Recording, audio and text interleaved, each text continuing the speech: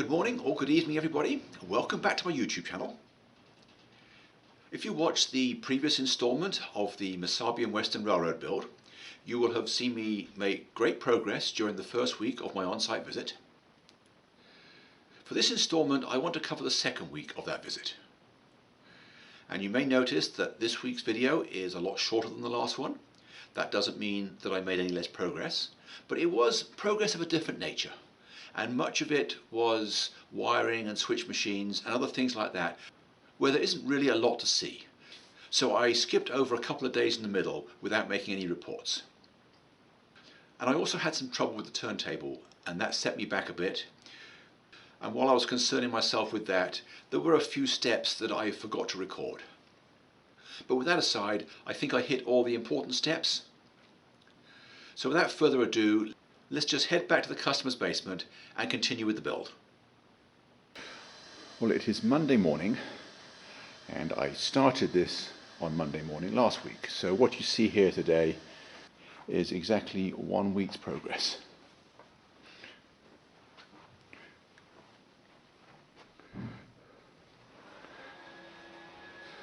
If you recall, I started by reassembling the helix, which was dismantled in my workshop and transported down here in pieces. Got that put back together. Then I got the benchwork in for the lower staging yards, and I've finished laying the track over this side. This side is completely done. I don't have any feeder wires or switch machines. All the track is in, all the way around the end. The diesel storage yard is in. The steam storage area I haven't started yet. I've got all but 2 of the turnouts in at this end. All the straight track in the middle is still missing.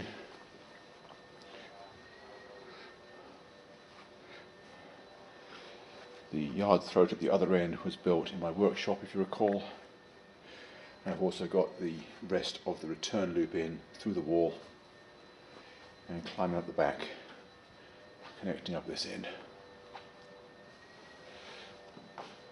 So that's how far I got last week. Let's see how much I can do this week. Don't go away, I will check in with you again periodically. Well, I've made good progress again this morning. As you can see, all the turnouts are now in, and I have laid all 12 of the staging yard tracks along this side, all the way to the end. I've just got the pieces to fill in here, so I have now moved my tools down this end, and I'm going to camp out in this corner for a little bit, get all these pieces cut. And then once all the tracks are hooked up at this end, I will go back to the other end and get the turntable out. So don't go away, I'll check in with you again later. Well, here is the Walters 130-foot turntable, which is going down here.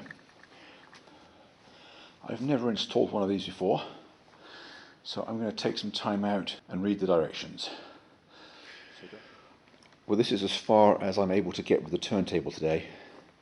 A little bit disappointed, because the light sensor is bad, so it can't find its home position, which is a prerequisite for being able to lay the tracks in the right place and program it. Anyway, I spoke to the customer, and he's going to pick up another one on the way home from work from his local hobby store, and then we're going to return this one.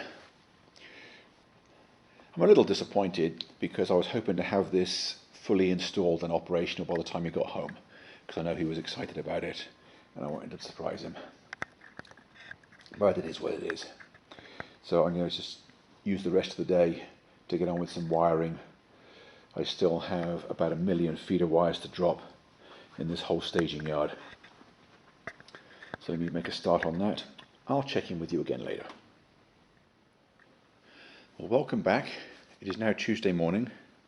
As I mentioned yesterday, the turntable had some problems with it. So I spent the rest of the afternoon dropping feeders for this staging yard. I got all the common feeders in, the front rail. The back rail is going to have isolating sections on each track, so those are all going to be different colours. And last night the customer was able to get a replacement turntable. So I'm going to go back to that this morning, get that installed.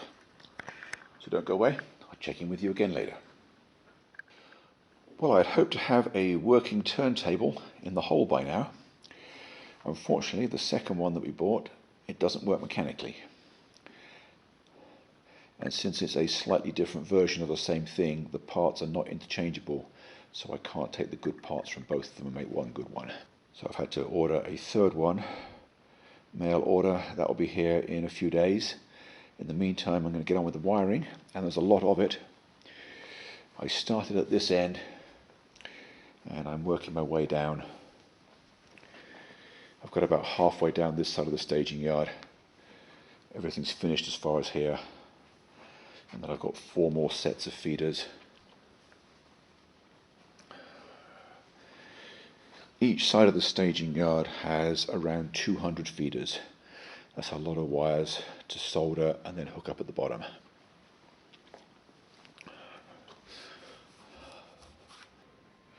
Well, it's been a couple of days since I made a report.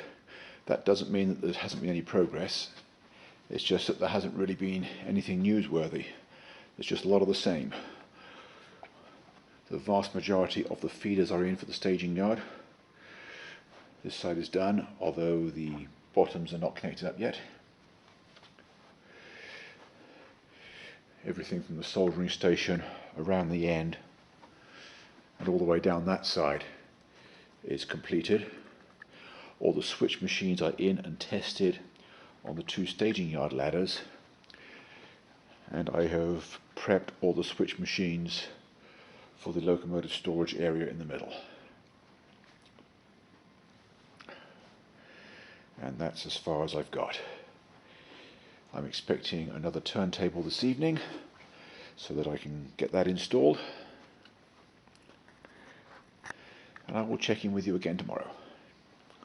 Don't go away. Well, as you can see, I have the turntable pit installed. I started off by installing all the radial tracks at 30-degree centers. I wasn't sure whether I wanted to use the 10-degree spacing which is marked on the template. It's done that way because that's what it needs for their roundhouse kit. But since I'm not installing a roundhouse here, they can be anything they want to be. Where I've got the locomotive part, you can see I've put 3 intermediate tracks between one pair, which means they're at 7.5-degree spacing, whereas those 4 tracks there are at 10-degree spacing. Now I wanted to make sure that I wasn't wasting too much length. Obviously I can get a lot more tracks in if I put them closer together, but I wanted to see how far back from the edge of the turntable pit you have to park a locomotive for it to be clear. And as you can see, we really don't waste a lot of space. So I'm going to go with the 7.5-degree spacing. Get in about 6 extra tracks. So rather than use the template to mark them, it's just a case of bisecting the angles and then bisecting the angles again. So let me go away, do that, and I'll be right back. Well, as you can see, I now have all the first set of intermediate tracks in at the 15-degree marks. The technique is quite simple. I start by placing 3 pieces of track evenly spaced between each one, and the ties are so close together at the ends I can just eyeball it accurately enough. And then I put the middle one in, so those are 15-degree centers, and then I will come back tomorrow and put the 7.5-degree tracks in.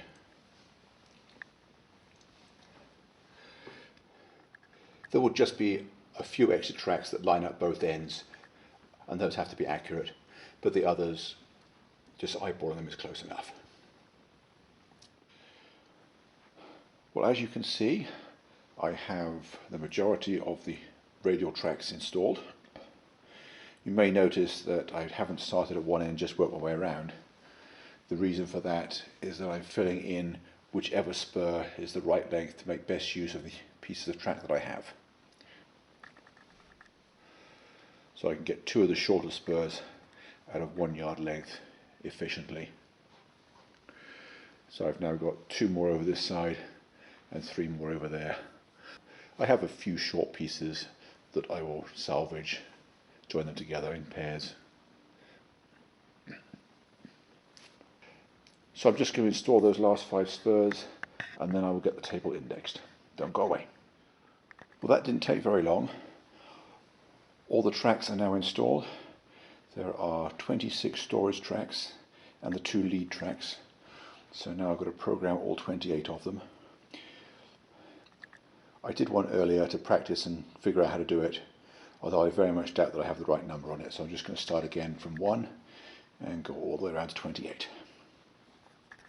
It's not difficult and there are full instructions included with the turntable. So it shouldn't take very long at all. Let me go away, do that, and I'll be right back.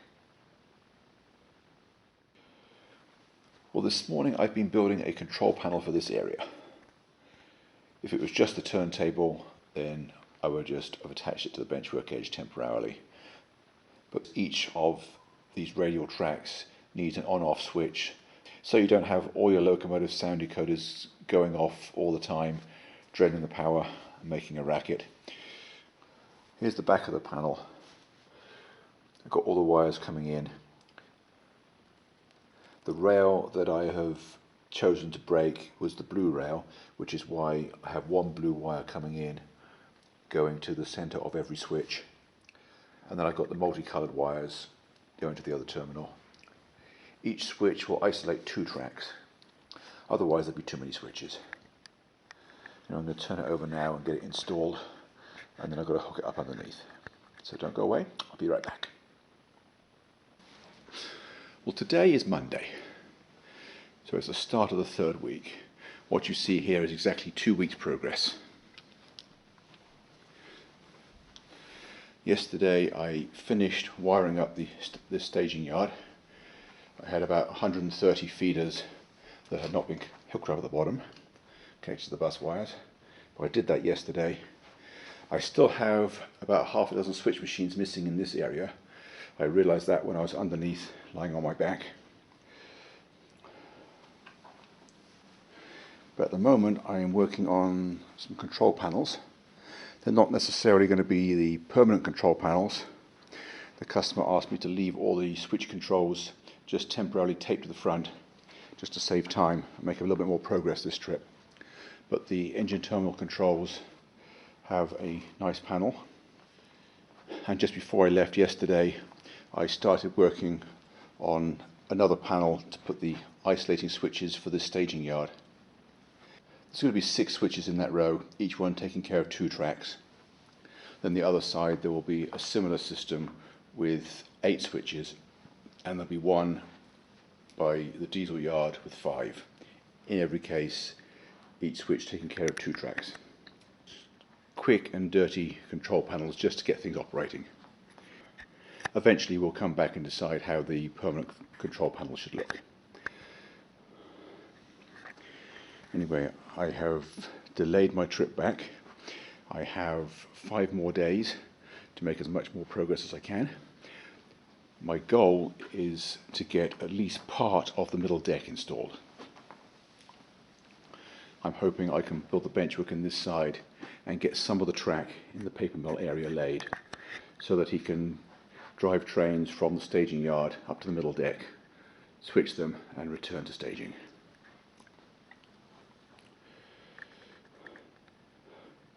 It's a lot of work and only 5 days to do it in. So let me just sign off now, and I will check in with you again periodically. Well, that's all for this week.